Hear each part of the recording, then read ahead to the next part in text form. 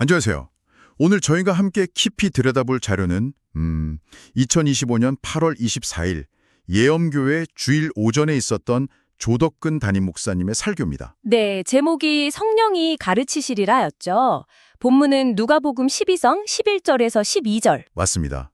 이 설교가 그 예수님이 제자들에게 바리새인들의 누룩, 즉 외식을 주의하라는 경고로 시작하는데요. 네, 외식, 위선이죠. 그렇죠. 거기서부터 시작해서 사람들 앞에서 어떻게 말하고 행동할까? 이런 과도한 염려를 내려놓고 성령의 인도하심을 신뢰하라는 메시지로 이어지더라고요. 이게 사실 우리 모두가 일상에서 겪는 고민이랑 좀 맞닿아 있는 것 같아요. 진짜 나로 산다는 거요. 맞아요. 그래서 이 설교가 당신에게 어떤 생각거리를 던져줄지 한번 같이 자세히 살펴보려고 합니다. 네, 좋습니다. 이 설교는 외식이라는 주제를 다루면서도 그 뿌리를 파고드는 방식이 좀 흥미로웠어요. 어떤 점이요? 특히 그 사람들의 시선이나 평가, 이걸 지나치게 의식하는 마음 있잖아요. 네네. 그걸 사람에 대한 두려움으로 보고 이걸 외식의 중요한 동기로 딱 짚어내더라고요. 그리고 이게 어떻게 우리의 진실된 모습을 가로막는지 설명하고요.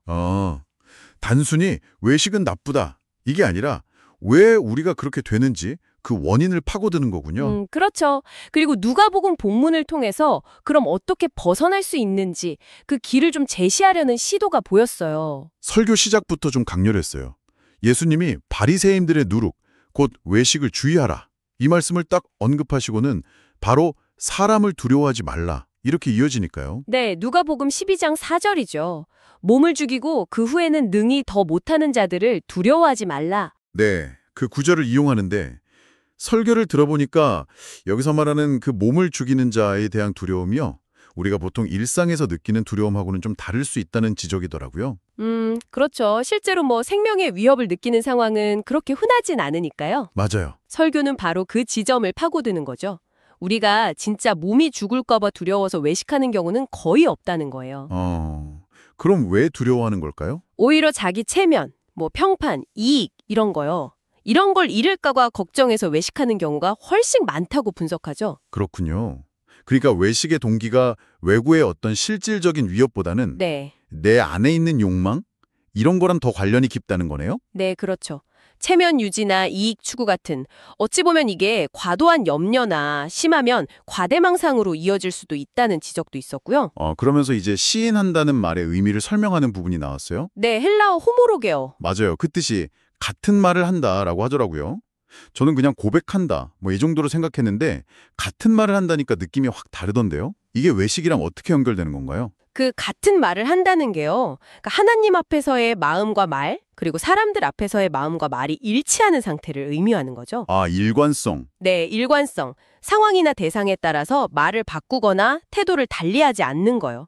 이게 바로 외식하지 않는 태도의 핵심이라고 설교는 강조합니다. 그럼 반대로 외식은? 그렇죠. 하나님 앞에서 하는 말과 사람들 앞에서 하는 말이 다른 것. 그 불일치에서 비롯된다는 설명이에요. 그래서 베드로 예시가 딱 나오는군요. 네. 적인 순간에는 사람들 앞에서 예수님 모른다고 말을 바꿨으니까요. 맞아요. 그리고 설교에서는 그뿐만 아니라 나중에 사도행전에 나오는 이야기도 하죠. 이방인하고 식사하다가 예루살렘에서 온 유대인들 의식해서 슬그머니 자리 피했던 사건. 그것까지 언급하면서 베드로의 외식을 지적하더군요. 예수님의 수제자조차 이런 모습이라니 좀 충격적이기도 하고 위안이 되기도 하고 그러네요. 그렇죠. 베드로 사례는 청중에게 주는 메시지가 아주 분명해요. 가장 믿음 좋다고 여겨졌던 인물조차 사람 의식하고 외식의 유혹에 빠질 수 있다는 걸 보여주면서 이게 어떤 특별한 사람의 문제가 아니라 바로 나의 문제일 수 있다는 걸 깨닫게 하는 거죠. 나는 아니겠지 하기 쉽지만 사실은 우리 모두의 문제일 수 있다. 네, 외식은 누구에게나 찾아올 수 있는 아주 보편적인 신앙의 시험이다. 이걸 상기시키는 역할을 합니다. 그러니까 당신도 이 문제에서 자유롭지 않다는 점을 부드럽지만 분명히 이야기하는 것 같아요. 사람을 두려워하는 마음, 특히 체면이나 평판 때문에 진실되지 못한 태도를 보이는 문제를 짚어봤는데 설교는 이걸 더 구체적인 상황으로 가져가죠. 바로 권위 앞에서 말해야 하는 상황. 네, 누가복음 12장 11절. 사람이 너희를 회당이나 위정자나 권세 있는 자 앞에 끌고 가거든. 여기서 끌고 간다는 표현도 해석이 좀 흥미로웠어요. 뭐 강제로 연행된다 이런 느낌보다는 그냥 그런 권위 있는 사람들을 만나게 되는 상황 자체를 가리킨다고요? 네, 회당, 위정자, 권세 있는 자 이런 표현들은 딱 들어도 일상적인 만남과는 좀 다르잖아요. 그렇죠. 좀 더 격식 차리고 신경 써야 하는 자리. 근데 우리가 뭐 직장 상사나 중요한 인물 만날 때 긴장하는 것처럼요.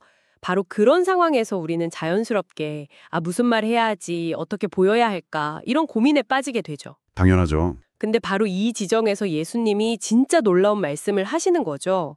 어떻게, 무엇으로 대답하며 무엇으로 말할까 염려하지 말라. 와, 염려하지 말라. 아니 근데 중요한 자리에서 어떻게 염려를 안 해요? 이게 좀 비현실적으로 들리기도 하는데. 그렇죠. 근데 설교에서는 그 대답한다는 말, 헬라어 아폴로기아 의미를 짚어주면서 이 염려의 실체를 좀 더 분명히 보여주는 것 같았어요. 단순 답변이 아니라 변론, 자기 해명을 뜻한다고요. 맞습니다. 아폴로기아. 이게 법정에서 자기 변론하는 것처럼 자신을 설명하고 입증하려는 노력을 내포하는 단어거든요. 그러니까 예수님은 권위 앞에서 자기를 어떻게 포장할까, 어떻게 그럴듯하게 설명해서 좋은 평가 받을까, 이런 식의 자기 방어적인 염려를 하지 말라고 말씀하시는 겁니다. 나를 잘 보이게 하려는 계산적인 걱정. 그게 문제의 핵심이다. 그렇죠. 그거죠. 그렇다고 해서 아무 준비도 하지 말라는 뜻은 아니다. 이렇게 선을 긋는 점도 중요해 보였어요. 네, 그 점 명확히 해야죠. 기본적인 예의를 갖추거나 상황에 맞게 준비하는 것 자체는 외식이 아니죠. 하지만 그걸 넘어서서 과도하게 염려하는 것, 여기서부터 문제가 시작된다는 겁니다. 그 경계가 어딜까요? 과도한 염려라는 게? 설교는 그 경계를 명확히 하려고 해요. 기본적인 준비나 예의는 필요하지만 그 이상으로 내가 어떻게 보일까?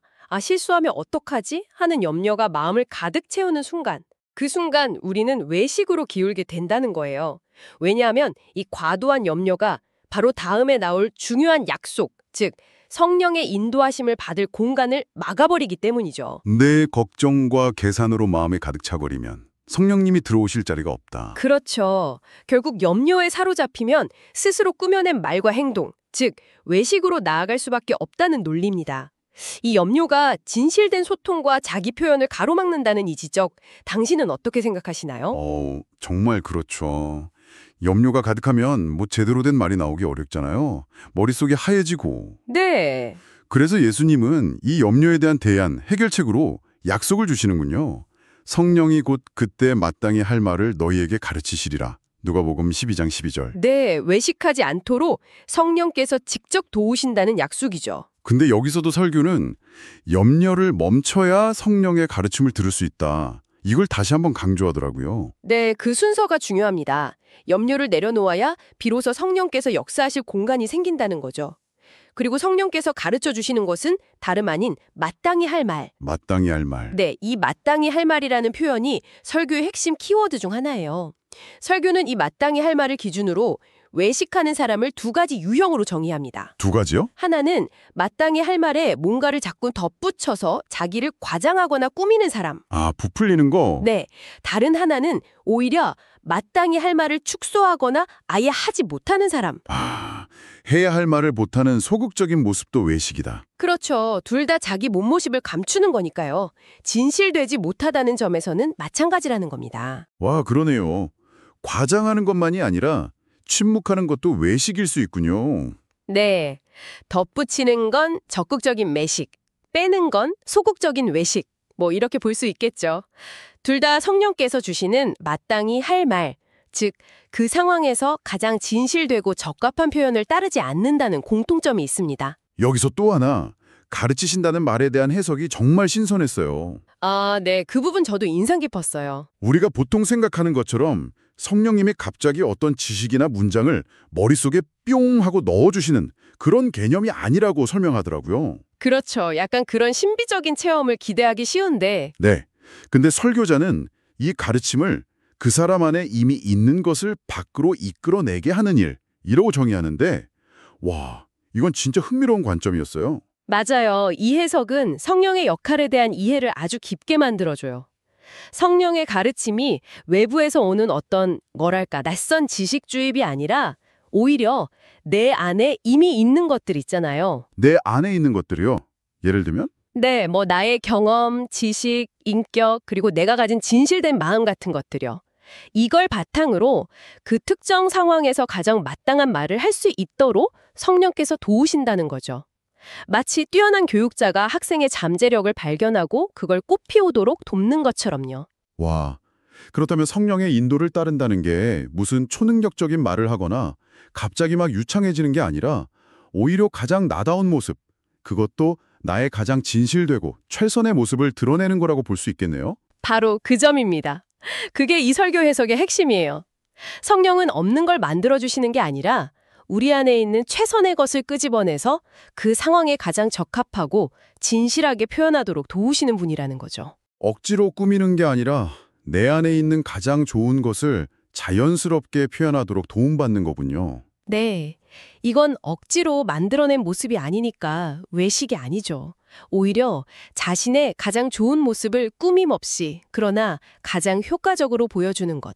이게 바로 성령 안에서 마땅히 할 말을 하는 것이고 외식하지 않는 삶의 본질이라고 설교는 주장하는 겁니다. 그럼 이렇게 염려를 내려놓고 성령의 인도하심을 따라서 나의 가장 진실되고 최선의 모습을 보여주는 삶, 이게 어떤 결과를 가져올까요? 설교에서는 이런 삶의 유익에 대해서도 이야기하죠. 네, 설교는 이런 삶에는 후회나 아쉬움 혹은 나중에 돌이키면서 회개할 일이 적을 거라고 말합니다. 왜 그럴까요? 왜냐하면 매 순간 거짓 없이 자신의 최선을 다해서 진실하게 말하고 행동했기 때문이죠. 마땅히 할 말을 했다면 나중에 그때 이렇게 말할 걸 혹은 괜한 말을 했어 같은 후회가 줄어들 거라는 거죠. 아, 그렇겠네요. 그리고 이것이 결국 자신감 있는 삶으로 이어진다고 설명해요. 외식하면서 오는 그 수치심이나 자기 환멸감 혹은 다른 사람들 시선 때문에 위축되는 대신에요. 성령 안에서 진짜 나로서 당당하게 살아갈 수 있다. 네, 생각해보면 외식하는 삶은 참 피곤하잖아요. 계속 나를 꾸며야 하고 들킬까봐 불안해하고. 맞아요. 에너지 소모가 엄청날 것 같아요. 그렇죠. 외식은 끊임없는 긴장과 불안을 동반합니다.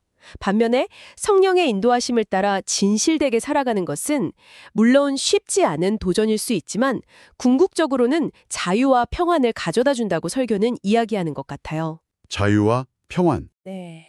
거짓된 나의 가면을 벗고 하나님 앞에서 그리고 사람들 앞에서 본연의 모습으로 설 때 경험하는 그 진정성이야말로 신앙인이 추구해야 할 모습이라는 거죠. 이건 단순히 특정 상황에서의 말하기 기술을 넘어서는 문제입니다. 우리 삶 전체를 대하는 태도와 방향성에 대한 깊은 성찰을 요구하는 거죠. 오늘 저희는 조덕근 목사님의 설교 성령이 가르치시리라를 통해 누가복음 12장 11절과 12절 말씀을 함께 깊이 탐구해봤습니다.